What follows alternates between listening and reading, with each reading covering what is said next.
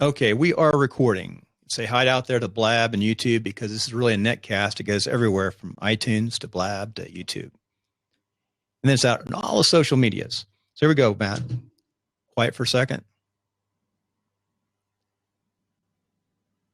Welcome to Timelines, episode 129. Today we have Matt Miller.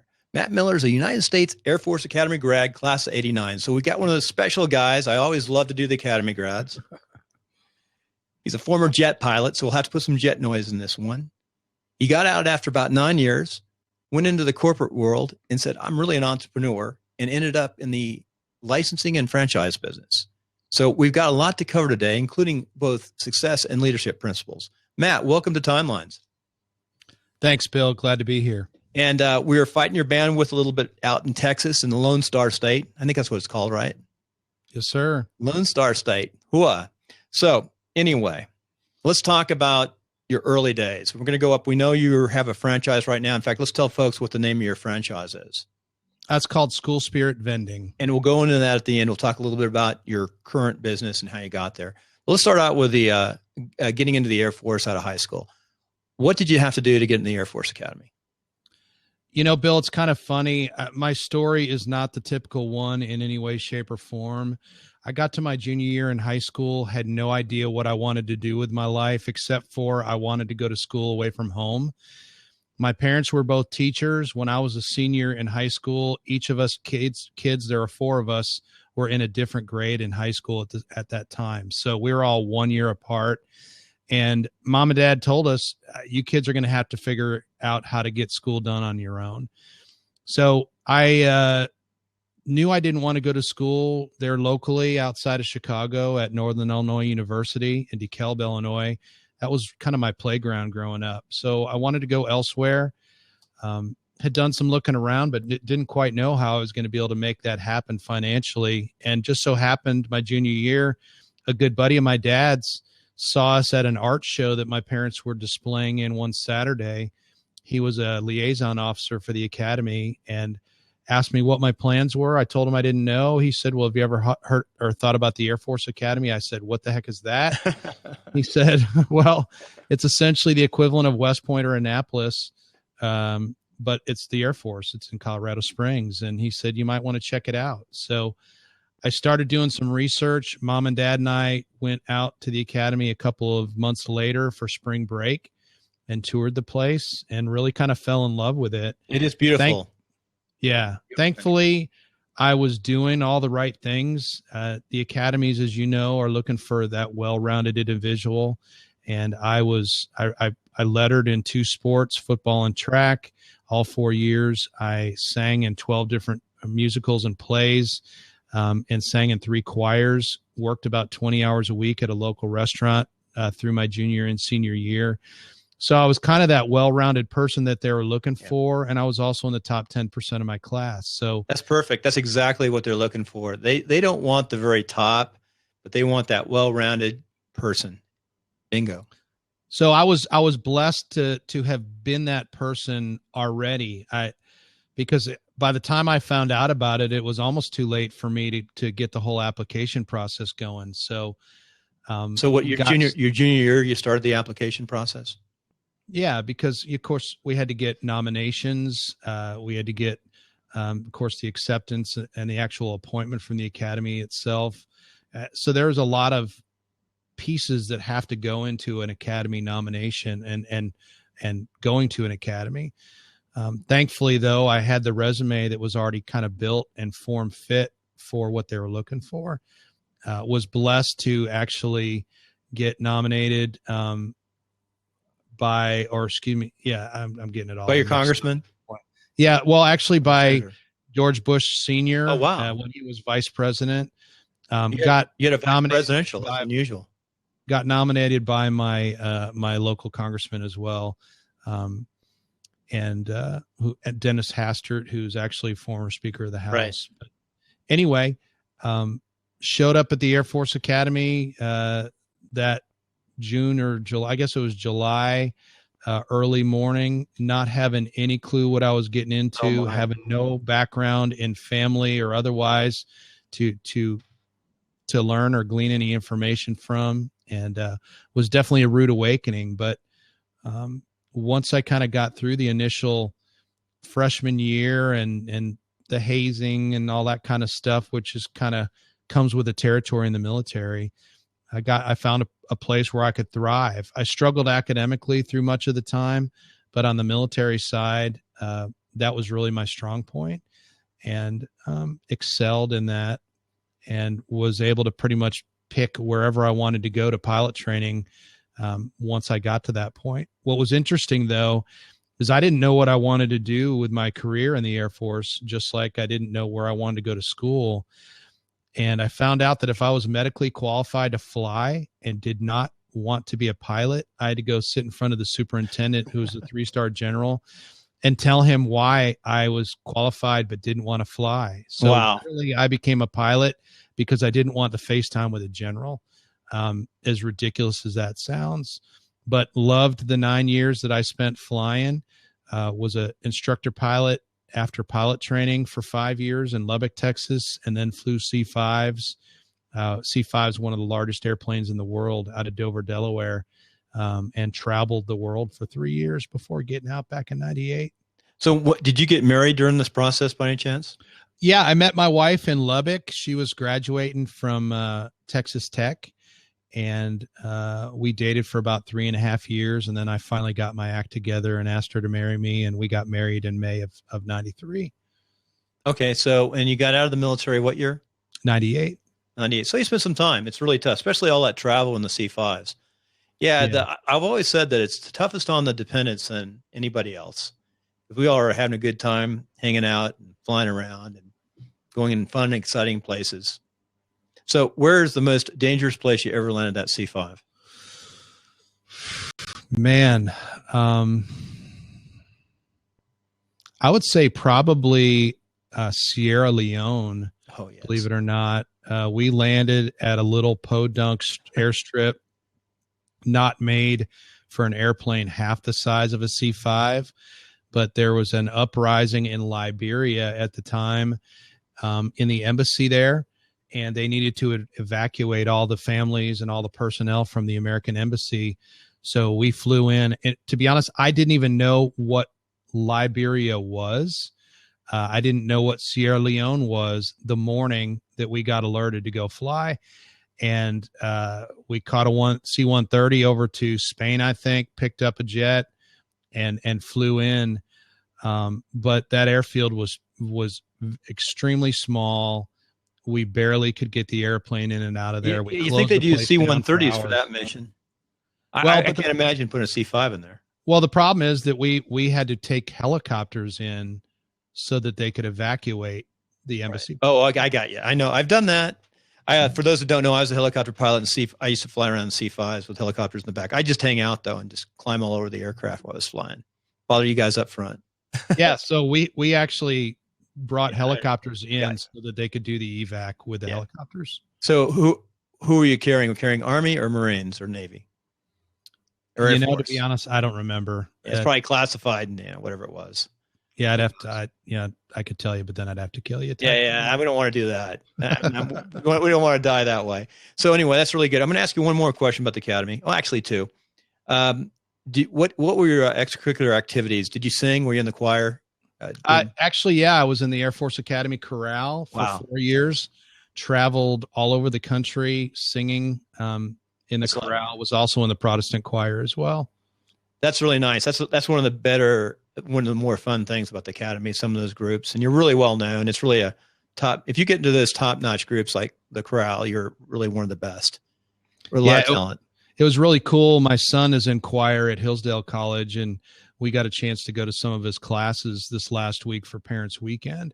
And one of the classes we got to sit in on was choir. And it was just so cool to sit and listen to a group of that caliber. It had been so long since I had done that. I do praise and worship stuff at church and all that, but there's a big difference between that and a full 4-part choir. It was really took me back for a couple hours as I sat and watched. So it was pretty neat. And General Schwarzkopf was on the West Point choir when he was a cadet. And I was once the escorting officer for him, and he got up and started singing at an event. So it was interesting with the West Point Academy Choir. But it Wow. was like a special event, and it was like, oh my gosh, you got up and started singing right in the middle of them. So anyway, good times. So going forward, you made a big decision. You were in about 9 years, and you got out of the military. Like, who gets out of the military with 9 years as a pilot, and why? It's a tough one. Well, not really, because first off, I wasn't that guy that wanted to fly all my life like most of my peers. Mm-hmm. And secondly, I realized real quick that the military, in a lot of ways, was geared purely around time and grade and not on performance. And I've always been a guy who has been a performance junkie. I've always been a hard worker. I've always measured myself against myself, and have always strive to do better on a daily basis. And when I couldn't get paid or really see a whole lot of results for all that hard work, despite it being obvious in much of what I did, I got frustrated. And I knew enough people on the outside that said, Matt, you leave the military and go to the corporate side, and you're going to get paid what you're worth. I found out that wasn't necessarily the case, but I definitely got paid more than what I did working for Uncle Sam. That's for sure. So your first job out of the military was Abbott Laboratories. Correct. So how long were you there, and what did you do? I was there for about 1.5 years. I was working a territory in Northeast Houston, working in and out of hospitals, selling hospital medical blood analysis equipment, hematology equipment, that type of thing for labs in about 40 hospitals. I got bored with that real quick because it was a route. And literally I was going to the same hospital every couple of weeks, talking to the same people over and over and over again. And I got bored real quickly, to be honest. So, it was a great place to start, and they gave me an opportunity, whereas a lot of other companies didn't. Believe it or not, the biggest hurdle I had to overcome in transitioning was the fact that many of the companies that I interviewed with, the first question they asked is, okay, you're a trained pilot. Why should we believe that 6 months from now, you're not going to decide to go back to flying after we've invested thousands of dollars in getting you up to speed in whatever it is that we do? And so the hardest question I had to answer and overcome was, okay, you got all this training. Why the heck should we believe you're going to stick around here? So I was going to ask you, that's a good lead in. What were the difficulties in transitioning from the military? I mean, there's definitely difficulties in getting a job and working. How long did it take you to actually get a job after you got out? It was maybe a month or two. I went through several different junior military officer hiring events. I actually interviewed with about 60 companies, and I didn't know a lot about the outside, and I wanted to learn all I could and make the best decision I could. So I didn't jump into that process at all. So I put a lot of work in, but I ended up getting multiple offers. Abbott was the one that made the most sense to me, and it also allowed me to be back closer to my wife's family who lived in the Houston area. I lasted there about 1.5 years because I was, like I said, bored, and ended up transitioning to a company called Advo at the time. They later were bought out and became Velasys. Advo was the nation's largest direct mail company at the time. And I transitioned from medical sales to ad sales, and spent the next, 10 years or so in that industry. Really, that's a long time. So tell me about this Velasys. It's a direct mail company, and what were you doing exactly? Yeah, Velasys is actually one of the top print media companies today. They're located out of Livonia, Michigan, and they specialize in direct mail and print media. And so I was a rep there in the Houston area, working with decision makers in and around Houston.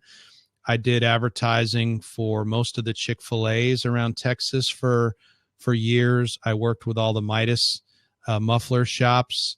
What kind of got me my claim to fame early on is I was one of the first to help Dish Network and DirecTV capitalize on print media and couponing, which is what we did, and I had a huge book of satellite dealers for a number of years as they were utilizing print to grow the satellite business. What was your title during that? What was your title during that time? I was just, sales executive or whatever. Development accounts. Interesting. And you liked that and you had a great time. So it was direct mail. They're sending mail to households. Yep. I was a junk mail salesman for about 10 years. So I was the guy that filled up your mailbox every Tuesday or Wednesday with ads from the local pizza place to just about anything you can think of. Mail still works. We have a real estate company, and we used to send out, when I was working in it prior to 9/11, or actually between deployments, we used to send out $3,000 to $5,000 a month in mail from our little company, but it paid. It definitely paid out. And that's a lot of money, but it definitely worked. And I think it still works today if you use it. Well, what do you think? Tell us, with your expertise, how do you see mail used today and what's happening with the internet? What transition do you see? I think mail is becoming, believe it or not, even more valuable today than it ever has been before. I agree. Everybody has transitioned to the cheap internet, email and other, social media, et cetera. And in the process, we are all being so bombarded by messages online that most of the messaging gets completely lost in the mix. The mailbox, though, still has very little in it each and every day. Even if you've got, bills, it's got bills and 5 or 10 letters or bills or ads or whatever, it's still nothing compared to what you and I are bombarded with, just in the time that we're on this blab, as an example.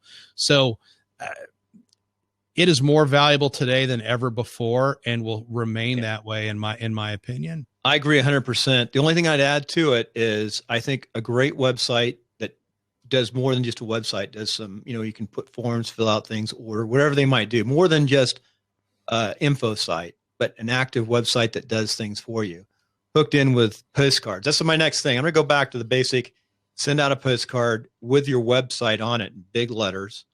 And also the other thing too is we left out blogging. Blogging does work. Good. If you blog, get committed to blog, hooked together, but it's sort of a trifold, but that direct mail, I think, does work. And you don't see many people in at least my industry, which is the internet media, new media industry, really using mail. And I think we're going to start focusing back on mail more. So I have a small mail house myself. It's a huge part of what we do with our marketing efforts. Yes, we do the online stuff as well, but I'm telling you, it's a big deal. And, it's becoming a lost art in a lot of ways.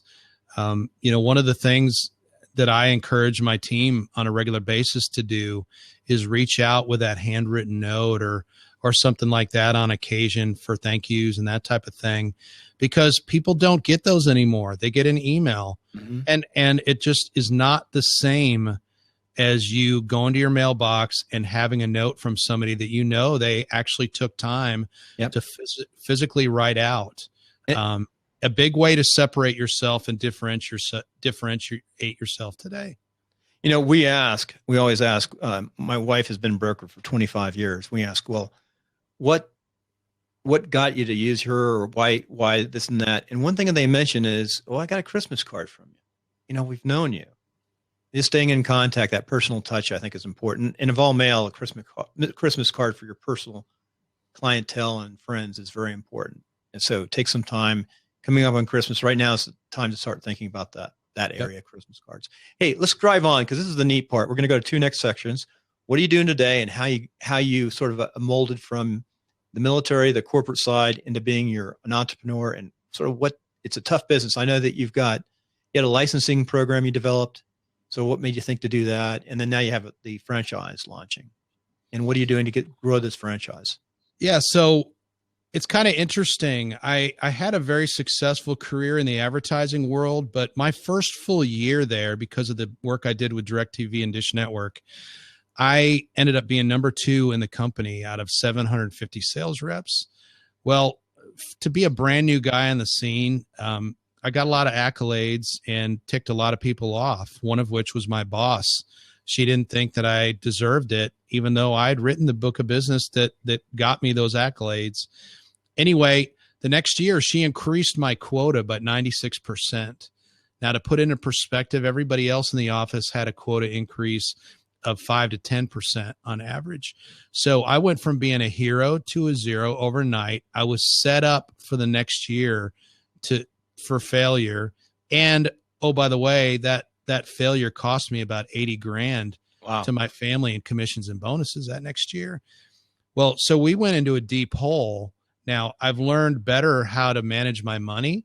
If I'd known what I know now, the hole wouldn't have been quite so deep. But the reality is I could look at the compensation plan and real quickly figure out that I wasn't going to be able to make that up anytime soon, no matter what I did at the corporate level. So I started looking to do some other things. We literally, my son and I collected aluminum cans for a while. Man, talk about the nastiest, dirtiest thing I've ever done in my life. But we needed to do what we needed to do to keep food on the table and keep the roof over our head there for a while. I sold books online, was a top seller on Amazon and Alibris and eBay and half.com there for a couple of years. My garage literally looked like a library with aisles and aisles of books there for a while. So time out. What year was this that you sold books online through Amazon? This would have been probably 04, 05. Wow. I'm thinking. So what made you do that? That's you're the first books online person we've had on the show. I didn't have any choice. My sister actually sent me an email or called one day and said, hey, I don't know if you guys have ever heard of this, but there's this website called half.com. It was owned by eBay.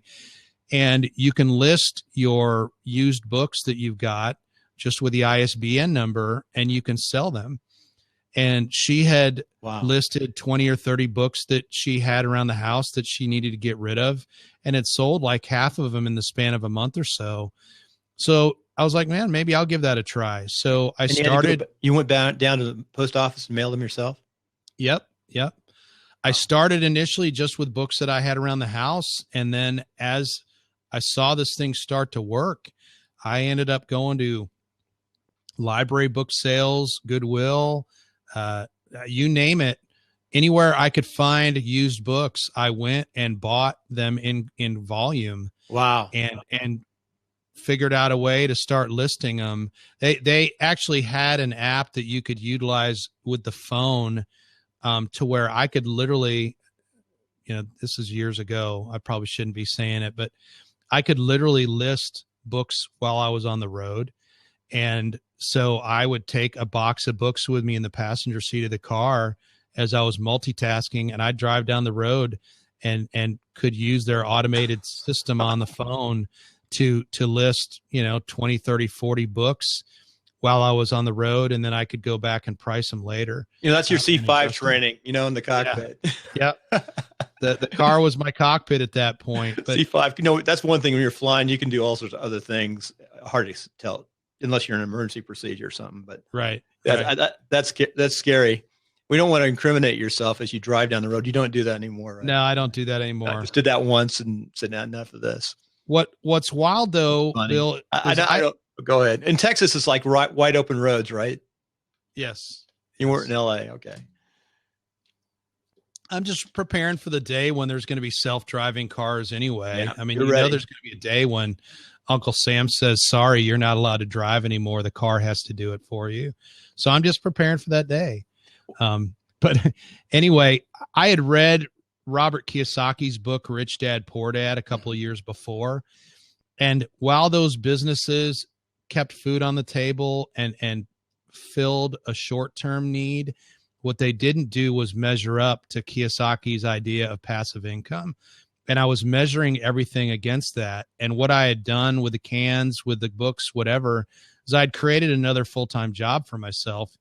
And actually I had less freedom doing that because I literally had to go to the post office daily, Right. and package up 30, 40, 50, 60 books on a daily basis. So after a while, I sold out of that to my nephew, who I had taught that program. And Stop a second. A couple questions going back. What's the most you made in a month doing that? man, we probably made $4 or $5 grand. That's not bad. Here's the thing is, that seems like a great job for some young person to do, even in the summertime, to play with. Is that true, or is it still available?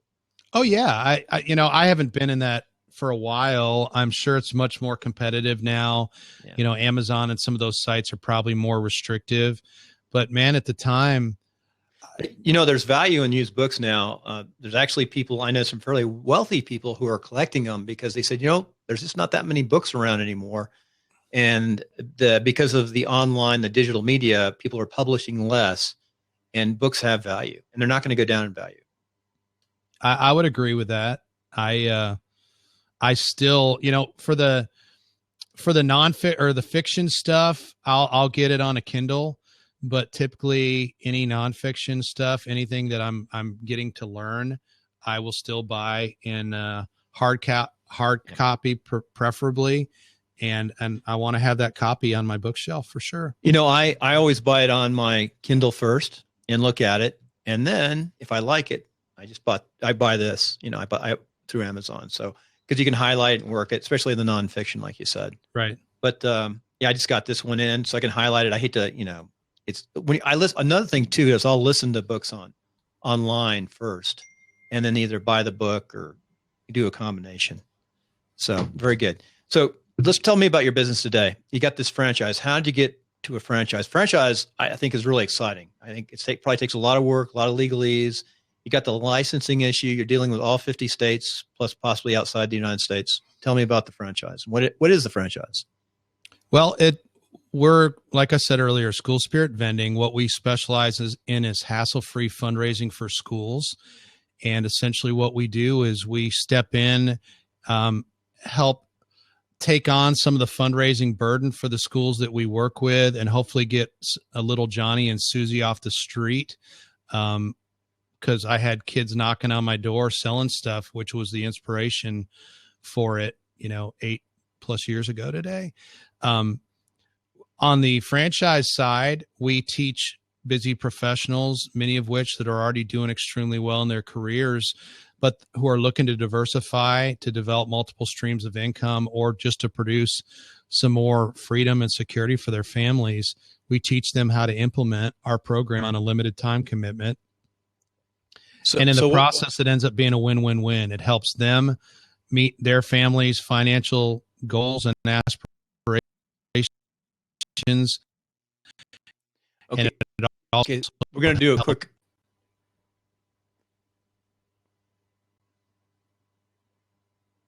Matt, tell us a little bit about your franchise and sort of how you evolved to set up that franchise.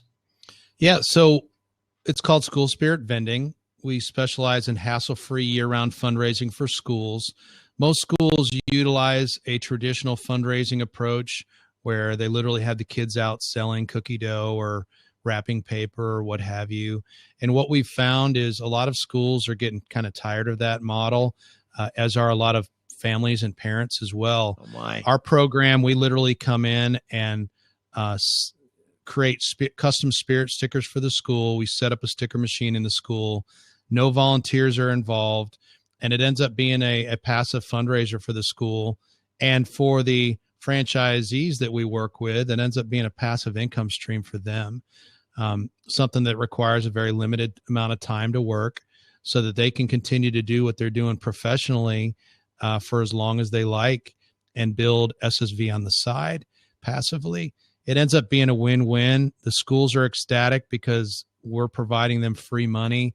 And our business team is ecstatic because we teach them from the ground up how to run a business and how to put our program to work for them. Just like when I was an instructor pilot in the Air Force, many of the kids that I flew with knew nothing about the airplane, the T-38 that I instructed in, until they hopped in the cockpit for the first time. And then over a span of several months, they went on to solo and then eventually got their wings as a full-fledged pilot. Well, we do the exact same thing in SSV. We take somebody with no business background most times, with no experience in vending whatsoever or school fundraising, and have a turnkey system that they follow and can accomplish financially literally whatever they could dream of. You know, we're both academy grads, and at least my experience is great places to go to school. And I learned a lot about engineering, but I didn't learn anything about business. Is that true for you? Oh, no doubt about it. No doubt about it's a it. wake up call when you get out. On the side, I was like buying houses with my wife and fixing them up and the kind of fun stuff, but that's not running a business. So no, you start out, what's it cost? I don't know if you can say this or not. I don't know what the laws are in franchises, but what's it cost to get in, and what's your ideal client look like? Or your ideal franchisee? It's franchisees, correct? The initial startup cost is about a little over $15,000. That is not only the franchise fee, it's also a 6-month mentorship program with one of our veterans. And it is also all the equipment, all the product, all the customization, all the printing for your first 5 schools. And that you'll give somebody a foundation to really get started and launch successfully. There is an option to acquire a second territory for somebody to get started, which takes numbers up right around 22,000. Given the fact that the average franchise is about 125,000 today, it's very, very inexpensive. Our goal is not to make a bunch of money selling franchises. But the reality is the marketing costs today are pretty exorbitant to promote what we do and to find the right people. So most of that money gets turned right back around into marketing. So what is your website where people can find you? The franchising site is ssvbusiness.com, SSV or School Spirit Vending. And there's a bunch of information there that people can go and pick up. You asked about the ideal person. You know, most people on our team were frustrated like I was when I started a business. They're looking for another way to gain some more control over their financial life and their time, but most people don't know what to do.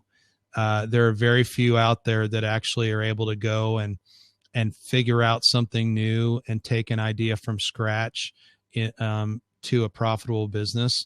We have figured out all the do's and don'ts over the last 8 years. So in the process, folks, literally step in and with our system are up and running in a matter of a week or two at a level comparable to what took me 3 or 4 years to get to. So Chick-fil-A, you had some experiences with them when you were marketing. Chick-fil-A is known for working with a lot of veterans to help them get set up in franchises, and a very successful franchise at that. Do you know much about that franchise? Actually, I don't know if it's officially a franchise or not. It's similar, but what's different about Chick-fil-A is the owner-operator only has $5,000 in the game. That's what I was going to ask, because I've heard of it. It's a great place where veterans learn to run businesses. Yeah, Chick-fil-A actually owns the storefront. They own the business. It's kind of a profit share with that owner-operator. I don't know exactly how that model was developed, but it is unique out in the space, especially in the fast food world. But had a lot of really good friends as I worked with those guys and advertised for them over the years that I got to know. And man, they've got an incredible business model. A little war story here. One of my family friends was stationed at El Toro, and his wife many, many years ago, when he's a young officer, entrepreneurial from Southern California, bought a McDonald's. Anyway, many years later, after retiring after 20 years in the Marine Corps, they sold their 11 McDonald's for $10 million. One step at a time. So they worked hard, though. Yeah, I mean, I've worked my tail off in the last 8 years. It hasn't been easy, but it's been worth it. And when I walked away from the corporate gig 4.5 years ago, we bought our very first house that we ever had owned. Yeah. We moved 5 hours away to the country on some acreage so we could have some space and some peace and quiet. And we kind of do what we want when we want today. I still work extremely hard, but I do it on my own terms. And I teach others how to do the exact same thing. Very simple, very good model. You've had a lot of experience, a lot of good training, a lot of strong work ethic. If you can pass that work ethic on, that's great. Hey, that leads us to our next element. Since you're Academy grad, this will be success principles tied in with leadership principles. And let me pull these up for a second.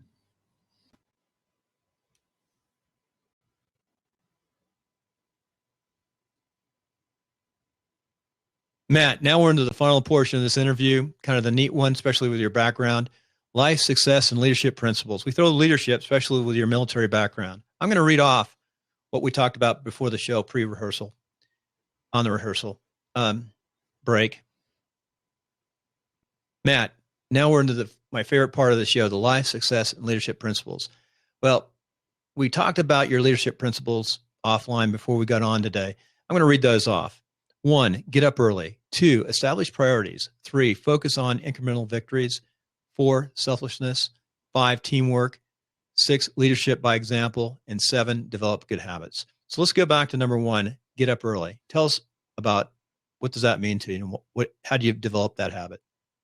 You know, Bill, the biggest thing I've found over the years is that, especially with technology as it is today, there's a lot of distractions during the day.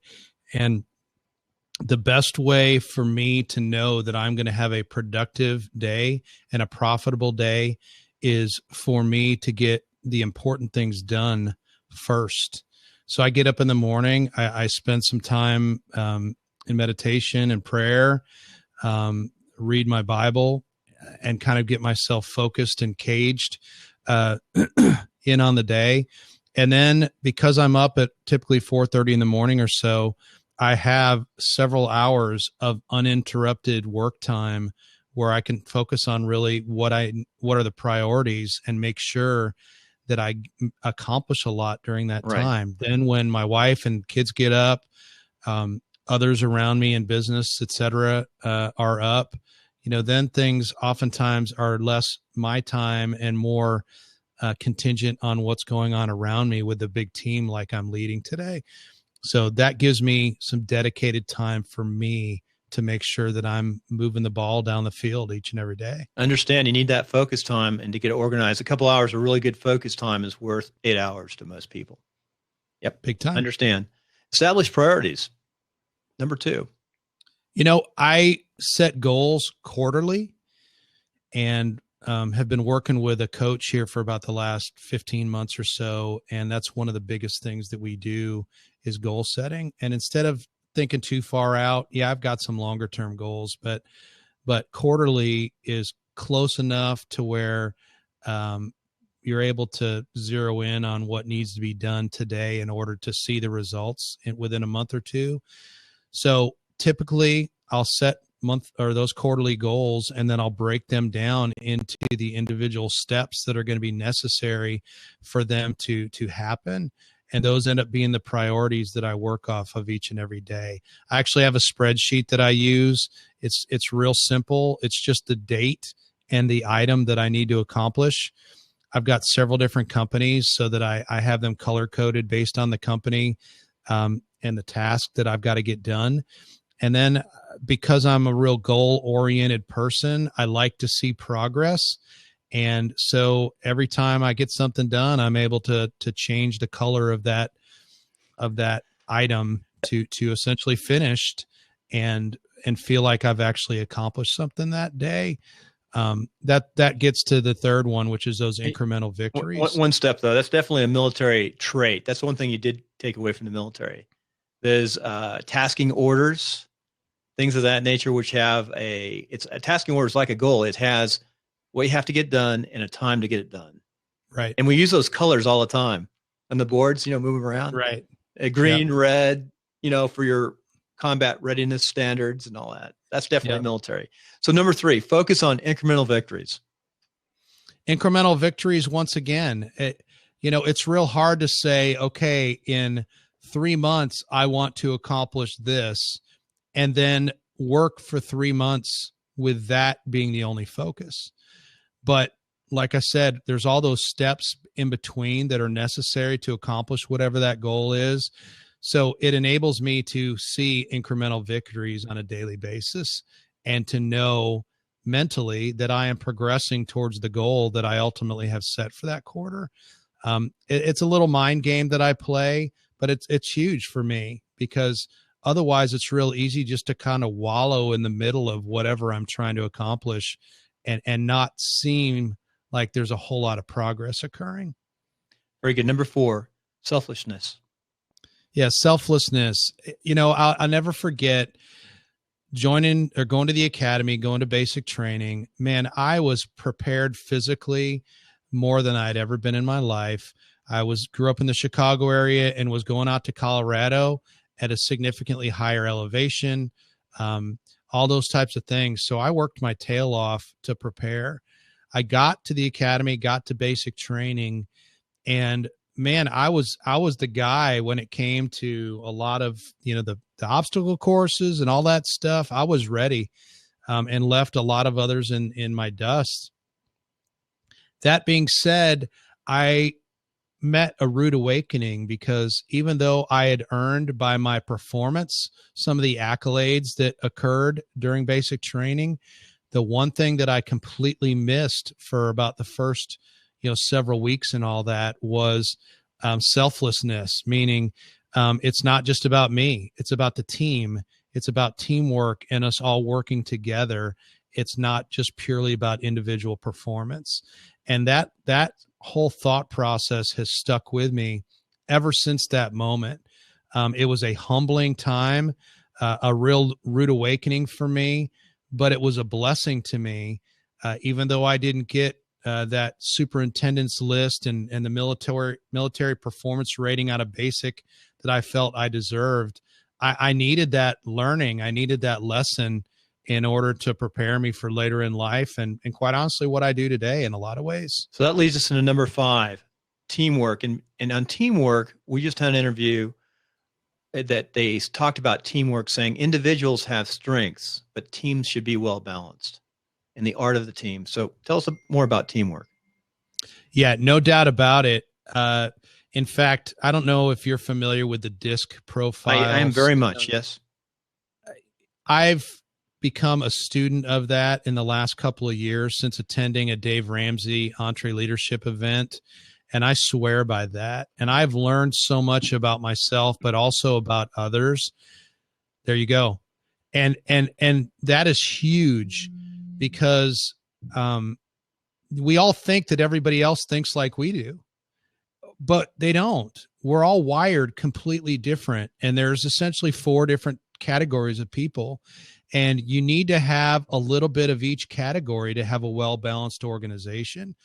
Dave actually takes it to the extreme to where he has everybody on his team do a DISC profile, and the graphic representation of their personality is put up on the cubicle outside of each of their offices.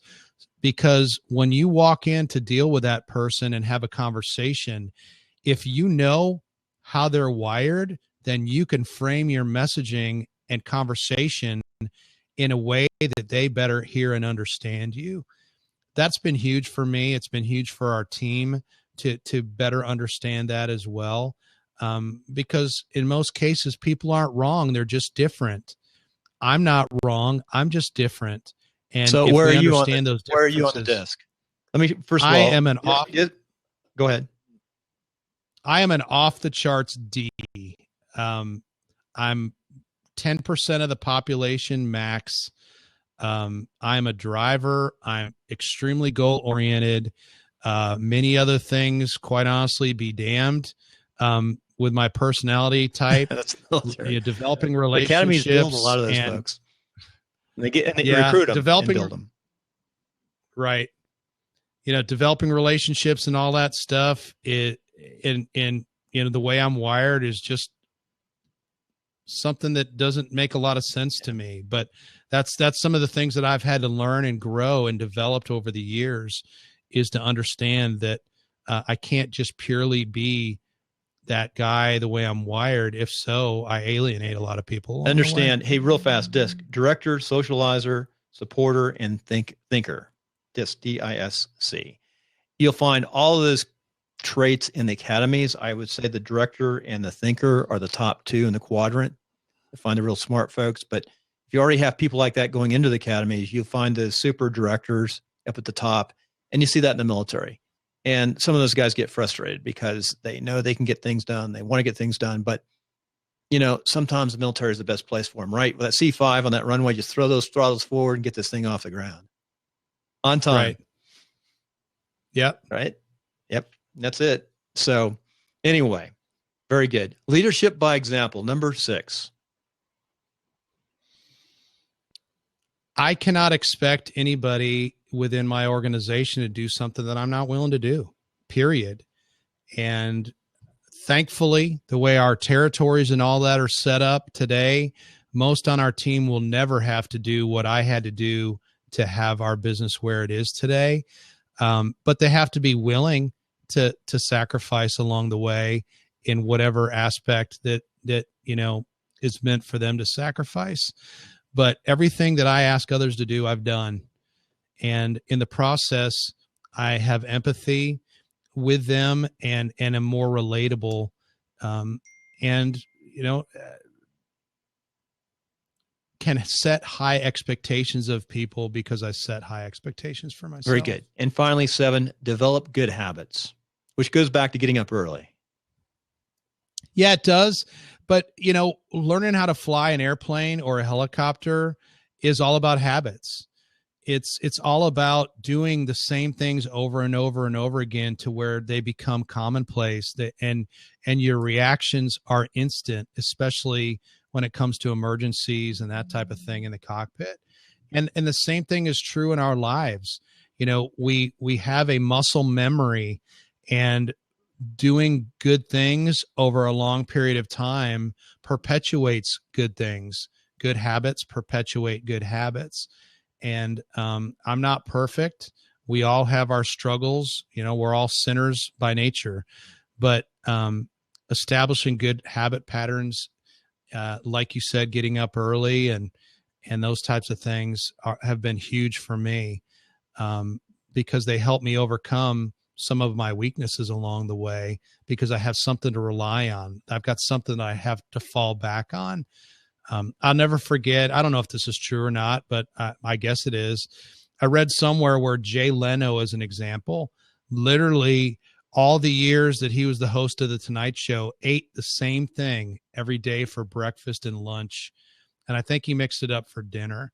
I don't know if that was a health thing. I don't know exactly what it was, but he had established that habit pattern for whatever reason. That may sound extreme, but it worked for him. And we all have different habits along those lines that we can put into place in our lives to allow us to be more efficient and more effective at what we do. Well, Matt, that's excellent success in life and leadership elements. Really appreciate that information, you coming on timelines, and just leave the listener with contacts, how they can get in contact with you. And we'll have all this on the show notes at Podcasters. Go ahead and go to Podcasters, hit the iTunes or hit the podcast link, and you'll find episode 129, which is being produced today on 13 October. We'll be up on the morning of the 14th of October, 2015. I got to get in the right year. I'm thinking back when we were in the 90s. So anyway. Yeah, Bill, I'd love to give your audience a gift from me if they're interested. I wrote a short ebook. It's called Live Your Dreams, the Top 10 Reasons Why You Should Start a Vending Business. A franchise and what I do may not be for everyone, but I started with gumball machines very, very simply, very, very humbly 10 years ago. And vending is one of the reasons why I am where I am today and putting that passive income to work for me. So if folks want to get that, they can go to ssvbusiness.com/leadership and download that. It's a short 2 or 3 page ebook, nothing fancy, but it highlights 10 things that I've learned over the years and why vending has been so valuable for me. If folks want to talk a little bit more about the franchise side of what we do and put a proven system potentially to work for them, we'll reach out to them and we can begin a dialogue if it makes sense there as well. Very good. And like I said, on show notes, we'll have your Twitter, Facebook, LinkedIn, Gmail, all those fun social media things, plus your website and this offer, of course. We'll have the link to your offer. Thanks, Matt. Appreciate you for coming on. Time to throw the throttles forward and get out of here. Heck yeah. Thanks, Bill. God bless you and have a great rest of the week. So we just finished up with Matt. Matt, thank you for coming on. And I'm going to do a little commercial here at the end. From Reno, Nevada, we want to thank our sponsors. And our main sponsor is Share the Oils, and they are a Reno, Nevada company. Thank you, Share the Oils. We really appreciate your support and your backing of the show. Also want to thank Matt, his family, taking the time out to do this timeline. And I hope the listener out there gains from his valuable insight. For those who want to go to the academies, talk to people like Matt, talk to academy grads. It's a great lifestyle. Hope to have more academy grads on the show. We've had 3 or 4 on, but wonderful show, Matt. And thank you. And with that, I will end the interview other than, let me throw a little pitch in for, of course, the projects we're working on. We're on Blab right now, and we have a new digital product coming out. And if you go to Podcaster's Home /Blab, you'll get a 75% discount for the product. So it'll be like $9.97. We're going to show folks how easy it is to create a podcast with Blab and how much more easy it is. It's hard to explain how easy it is now. It still takes a little bit of work, but it's not like it used to be. And this is a fun platform to play with. So without further ado, I'm going to sign off. Thanks for the listeners for coming on and those that watched the 9. And have a great day. This will be up on the 14th.